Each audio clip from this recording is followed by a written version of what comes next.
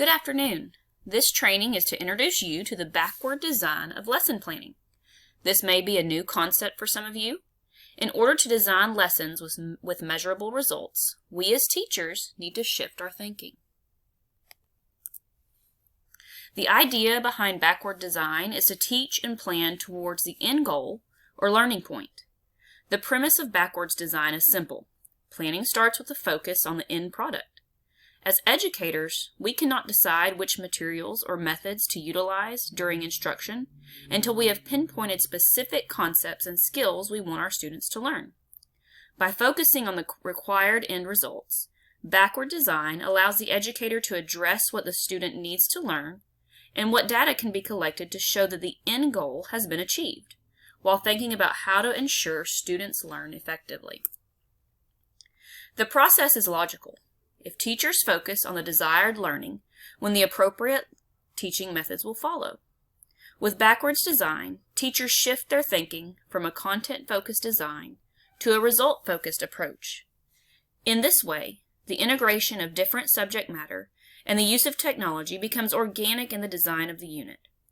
Backwards design focuses on the destination and then plans the route, rather than the other way around. For example, when you're planning a trip, you think of where you want to go, and then you plan how you're going to get there. How does this type of lesson planning compare to traditional lesson plans we were used to? Traditional lesson planning, you would begin with your learning objectives, and then you would plan your learning activities, and then you would develop a plan to assess. But with backward design, it's kind of the opposite. You begin with the end in mind. What do we want to do? What do we want to reach at the end?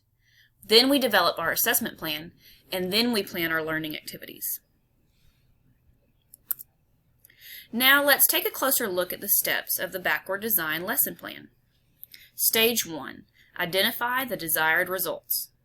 The teacher begins by reviewing the learning standards that students are expected to meet by the end of a course or grade level. The idea is then to create a cross-curricular unit that provides students with meaningful learning opportunities. The teacher should ask herself, what should the students know and be able to do by the end of my lesson? She can do this by identifying the classroom needs, identifying individual student needs, and identifying curricular priorities. Using this information, the teacher can then create a final assessment, which can be used to measure to what degree students are achieving the desired results. And this leads us to step 2. Stage 2. Determine assessment evidence. What assessment or assessments are you going to use to see if your students have reached their learning objective? In this stage, the teacher asks the questions, how do I know if my students have achieved the desired results? The key is to think as an assessor would and look for meaningful ways to evaluate student achievement. The focus is less on content coverage and more on higher level thinking skills and practical application. Using this approach, the teacher can assess student learning through formative assessments, such as one-on-one interviews, short quizzes, peer evaluation, and individual reflection. So how will I determine if the desired results occurred? I'm going to move students beyond memorization to a deeper understanding of content, application, in relation to other concepts. Remember those higher order thinking skills that we just talked about and you've always learned about. Some ways that you can do this is ask for specific responses on assessment, such as model drawing, number sentences. Ask them to do a performance task or respond to a prompt. You can ask for oral or written responses to prompts. You can do just, quizzes or tests, or informal observation assessments such as observation, group discussions, or anecdotal note-taking records. For any assessment, it is a good idea to have a detailed rubric to clarify expectations and guide students' performance. This also makes it easier for your grading purposes. If you have a rubric, you can grade any of these types of assessments based on your rubric.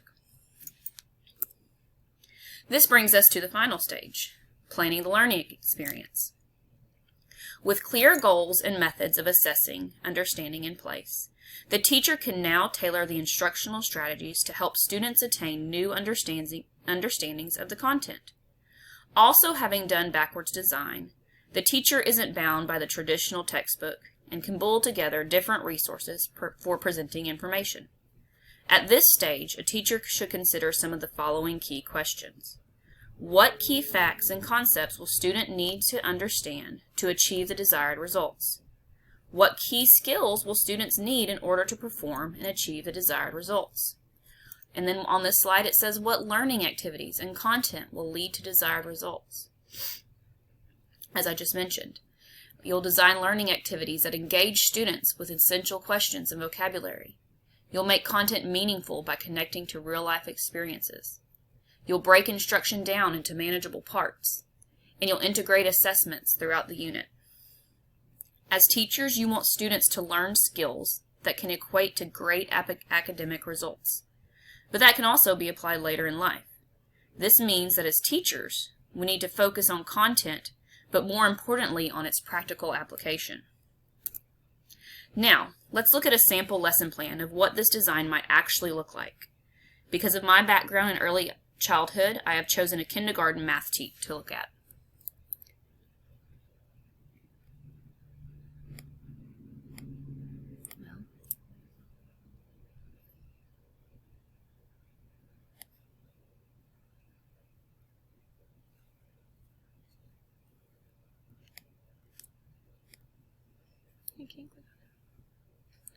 Okay, here we go.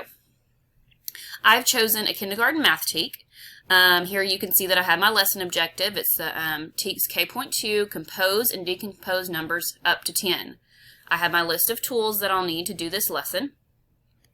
And then on this lesson plan, of course, we're going to start with the backward design, what we want our desired results to be, what students will learn, what standards, benchmarks, or other objectives are needed, and what they should know, understand, and be able to do as a result of this lesson. For this lesson, my desired result is that my students will be able to decompose and compose to make 10 using concrete, pictorial, or abstract means. So that's pretty straightforward. At the end of my lesson, how am I going to assess what they've learned, whether or not they can do what we're wanting them to do? So I'll have a performance task. What will students do to show they have learned? And I'll have a performance criteria, which may be a rubric or a checklist. So in this lesson, to see whether or not they grasp the concept, I'm going to do an exit ticket. Students will successfully add 9 plus 1 and 5 plus 5 by decomposing and composing to make a 10 when adding. Specifically, students can show this using a Rec and Rec, one of those little sliding counting things that they use in classrooms, or a counting buddy. That's a way to show concretely that they understand the concept. They could use a number bond, decomposing to make 10. That's pictorial.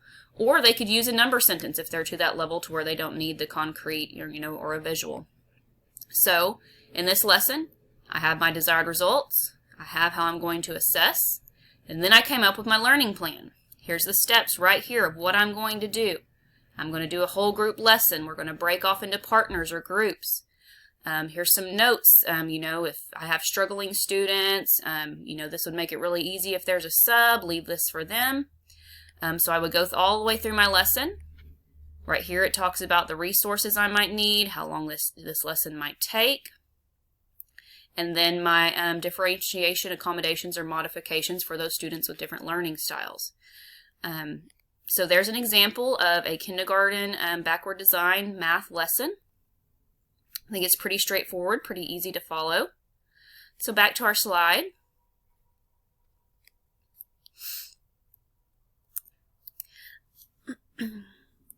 So now that we've learned a little bit about backward design, and hopefully you have a little bit of an understanding and some examples of how this would look, I know that adopting a new strategy for course designs may seem daunting, but backward design offers a more efficient, transparent, and effective approach for us and our students.